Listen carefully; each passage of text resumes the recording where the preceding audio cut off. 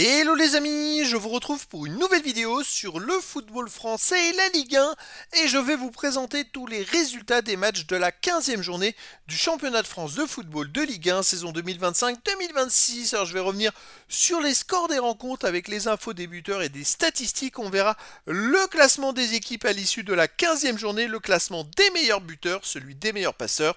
On verra également le classement des équipes au nombre de XG, des buts attendus en attaque, mais aussi en défense.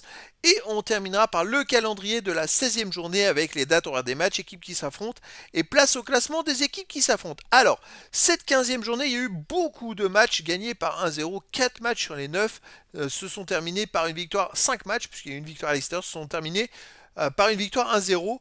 C'est une journée vraiment spéciale. Voilà, pas eu beaucoup de buts, on va dire, et beaucoup de rencontres finalement un peu mitigées. Alors, ça a démarré le vendredi 5 décembre et Brest, le 11e, a battu Monaco, le 7e, 1-0, but de Doumbia à la 28e minute. Lille, le 4e, a battu Marseille, le 3e, 1-0, but d'Ethan Mbappé à la 10e minute. Ensuite, le samedi 6 décembre, Nantes, le 16e, a perdu à domicile contre Lens, le premier, 2-1. Ouverture du score pour Lens, Thauvin, 34e, égalisation El Arabi, 38e, deuxième but pour Lens, Saïd à la 81e minute. Puis il y a eu aussi Toulouse, le 9e, qui a battu Strasbourg, le 8e, 1-0, but d'Emerson, 18e minute. Et enfin le PSG, 2e, a battu Rennes, le 5e, 5-0, but de Kvaratskhelia à 28e, Mayulu, 39e, Kvaratskhelia à 67e, Mbaye, 88e et Ramos, 90e. Et le dimanche 7 décembre, Nice, le 10e, a perdu à domicile contre Angers, le 12e, 1-0, but pour Angers, le Bekdim à la 33e minute. Le Havre 14e a fait match nul contre le Paris FC 13e 0-0. Auxerre le 18e a battu Metz le 17e 3-1. Ouverture du score. Sinayoko 36e pour Auxerre sur penalty. 39e deuxième but d'Auxerre par El Azouzi. Réduction du score pour Metz par Hein 45e minute et troisième but d'Auxerre par Danois à la 89e minute. Et le dernier match, Lorient, le 15e, a battu Lyon, le 6e, 1-0, but de Pagis à la 39e minute. Au total, 6 victoires à domicile, 1 nul, 2 à l'extérieur, 13 buts à domicile, seulement 4 buts à l'extérieur, 17 buts au total, 1,89 de moyenne par match. Bon, voilà, une journée spéciale, on va dire, pas par le grand nombre de buts, mais plutôt par le nombre d'équipes qui ont pas trop joué, on va dire, c'était assez bizarre. Alors au niveau du classement, Lens est toujours premier avec 34 points, deuxième le PSG 33, et puis il y a un petit écart, troisième Marseille 29e avec 29 points comme Lille, quatrième 29 points, et puis à nouveau un écart, ensuite cinquième Lyon et Rennes avec 24 points, septième Monaco 23, huitième Strasbourg 22 points, neuvième Toulouse 20 points, 10e Brest et Angers avec 19 points, 12e Nice et Lorient 17 points, 14e le Paris FC 16 points, 15e Le Havre 15 points, 16e Auxerre 12 points et 17e et 18e Nantes et Metz avec 11 points. Le classement des meilleurs marqueurs en tête, toujours Greenwood de Marseille 10 buts, deuxième Panichelli Strasbourg 9 buts, troisième Le Paul de Rennes 8 buts et puis après il y a plein de joueurs, Sey de Lens, Diop de Nice, Kebal du Paris FC, Del Castillo de Brest, avec 6 buts. Le classement des meilleurs passeurs en tête plusieurs joueurs, Thomasson de Lens, Aubameyang de Marseille et Vitinha du PSG avec 5 passes décisives. Ensuite, 4ème ex-aequo Ayork de Brest, Correa de Lille, Nadir de Marseille, Kebal du Paris FC et Barco de Strasbourg avec 4 passes décisives. Alors le classement des XG des buts attendus avec le classement sur la gauche de la Ligue 1. Au milieu, le classement des XG en attaque et le classement à droite, c'est le classement des XG en défense. Alors en attaque, c'est toujours Monaco qui est juste devant Marseille, 28,7 XG à 28,59. Et c'est vrai que Monaco et Marseille se tiennent de justesse. Après troisième, Lens, quatrième Lille et cinquième le PSG qui n'apparaît que cinquième position vraiment. C'est un peu étonnant avec 25,76. À noter donc que Nantes est dernier avec 12,1 et puis c'est vrai que on a des équipes, bon après c'est plutôt équilibré. Ce classement là reflète un petit peu je dis bien le classement général, si c'était que Monaco est premier et au classement général ils sont septième. En défense, la meilleure équipe c'est le PSG.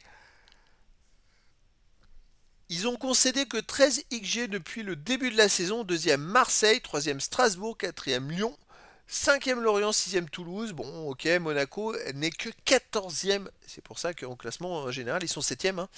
Sinon, dernier, il y a Metz, avant-dernier Nice. Bon, c'est un classement qui permet aussi de pouvoir se rendre compte un petit peu du pourquoi certaines équipes arrivent à plus à gagner des matchs et être devant au classement ou pas. Alors sur la gauche dans le classement, on a le coef XG qui est la différence.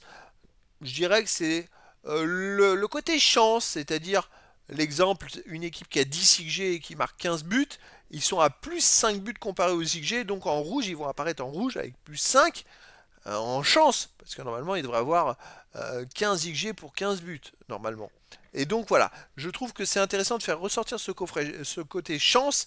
Et d'ailleurs, les 6 premiers du classement sont tous dans le rouge, c'est quand même à souligner. Il y a Monaco qui est dans le vert, mais surtout Lorient qui est dans le bas du classement, qui est ultra dans le vert. Un coef malchance monstrueux. C'est vrai que ils ont marqué 19 buts en 24,21 IG, mais surtout en défense, ils n'ont pris que 18,45 IG, ils en ont pris 28,10 de plus, donc c'est monstrueux. Et ensuite, on a un autre classement, c'est l'écart XG, c'est le nombre XG de l'attaque moins le nombre XG de la défense. Et bon là, franchement, il n'y a pas de surprise, à part Rennes, qui est 6ème avec des XG négatifs. C'est vrai que toutes les autres équipes dans les 10 premiers sont en vert. Et puis on a du lourd, Lens c'est à plus 5,94, le PSG plus 12,76, Marseille plus 14,87. Donc voilà, plus l'écart est grand, plus le facteur chance, moins le facteur chance jouera, et plus je dirais il y aura de possibilités de gagner les matchs et que le facteur chance influe sur le résultat. Donc voilà, c'est quand même à souligner et important. On retrouve les premières équipes devant. Il n'y a que Lorient qui est un peu anachronique, je dirais, en queue de classement. Et sinon, c'est vrai que en haut de classement, c'est Rennes qui est un peu anachronique. Donc voilà.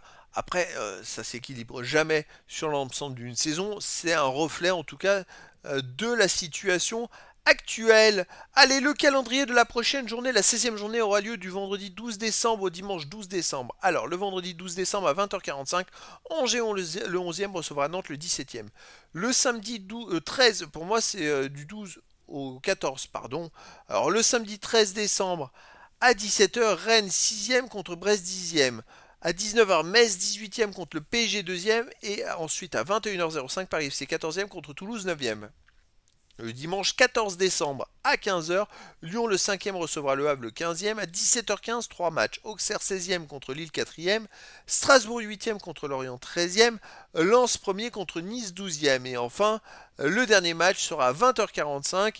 Marseille le 3e recevra Monaco le 7e. C'était donc la présentation de tous les résultats InfoStat classement et calendrier à l'issue de la 15e journée du championnat de France de football de Ligue 1 saison 2025-2026. Voilà les amis, je vous dis à très bientôt pour une nouvelle vidéo.